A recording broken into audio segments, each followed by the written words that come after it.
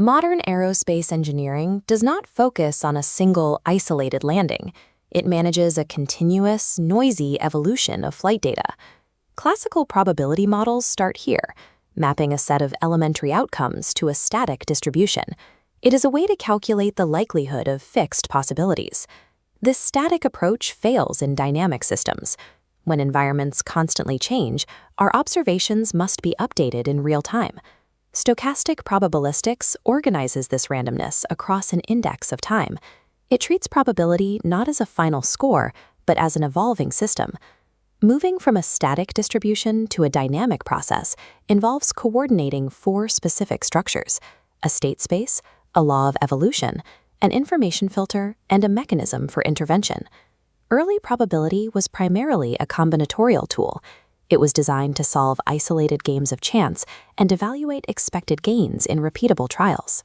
By the 19th century, kinetic theory used probability to describe the collective behavior of physical systems, where macroscopic regularities emerged from microscopic randomness. Around 1900, the focus narrowed from large populations to individual paths. Scientists began using random trajectories to explain the physical motion of suspended particles. Norbert Wiener eventually constructed a rigorous probability measure for these continuous paths, treating an entire random trajectory as a single mathematical object. This allowed measure theory to host infinite families of random variables, where distributions and dependencies could be analyzed within one formal system. By the mid-20th century, probability had moved from calculating discrete chances to a framework for managing infinite families of variables interacting over time. Our model starts with Pillar 1, the state space. This defines the boundaries of what the system can possibly be at any given moment. Pillar 2 is the evolution law, the rule that dictates how the system moves from one state to another. To follow a single, unpredictable trajectory, we use a stochastic differential equation. This equation separates the predictable drift of the system from the random noise. There is a duality here. While the particle's path is jagged and random, the overall probability density evolves as a smooth, deterministic wave, described by the Fokker-Planck equation. This duality allows us to model both the erratic behavior of an individual particle and the predictable movement of the entire population's distribution. By switching between these views, we can analyze the likelihood of a single path while calculating the aggregate behavior of the system. Tracking the state is only half the problem. We also need to rigorously encode what can be known about the system as it evolves. This is Pillar 3, the information structure, formerly known as the filtration. The filtration represents the information available up to the present moment.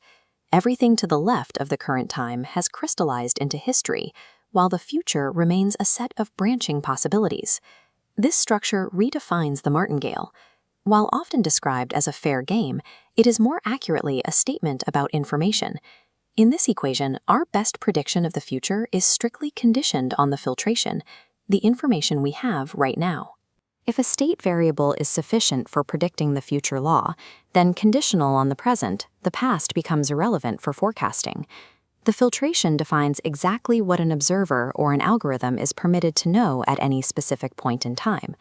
Classical calculus assumes paths are smooth enough to have a defined slope, but Brownian paths are infinitely jagged, meaning they have no derivative in the traditional sense. Because these random paths possess unbounded variation, first-order differential calculus calcs terms that are essential for accurate modeling. Ito's formula accounts for this by introducing a second-order correction term. It captures the path's quadratic variation, a detail that vanishes in classical calculus. This provides a working calculus for signals that are informationally organized but physically irregular. Finally, we arrive at Pillar 4, the intervention structure. This is where we insert human or algorithmic decisions into the process. Any control policy must be adapted to the filtration. You can only act on information that has already been observed, and those actions are used to bend the trajectory of the future probability wave. This creates a closed loop. We observe the state, update our beliefs through the filtration, and apply interventions to guide the evolving distribution. This four-pillar structure appears across fields as diverse as chemical biology and generative AI. In chemical kinetics, we swap the continuous SDE for a Markov jump process. This allows us to simulate the discrete reaction events that occur at low molecule counts. Deterministic averages often fail here. In small populations, the exact timing of a single random jump can be the difference between a system's stability and its collapse. We see the same architecture in generative AI. Diffusion models use a forward SDE to systematically inject noise into data until it is unrecognizable. The model learns the reverse mechanism, running the evolution backward in time to reconstruct the original data from pure noise. The AI learns a score vector field that acts as an intervention. It pushes particles through the filtration, moving them from a chaotic state back toward a structured data manifold. Whether the system is tracking chemical collisions or generating images, the underlying mathematics of the random evolution remain the same. These pillars are currently being pushed to their limits as we encounter systems that the classical model cannot handle. One frontier is roughness. Some signals and spatial fields are so singular that even Ito's calculus cannot define their nonlinear interactions. Theories of rough paths and regularity structures address this by isolating the noise and essentially reinventing the Taylor expansion to handle fractal-like data. Another frontier is reflexivity, seen in massive populations that begin to interact with their own probability laws. In mean field games, each agent optimizes their behavior against a macroscopic distribution, but that distribution only exists because of the aggregate responses of the agents themselves. Modern mathematics isn't trying to eliminate uncertainty. It treats pure randomness as a raw material, building stable, controllable architectures out of the unpredictable.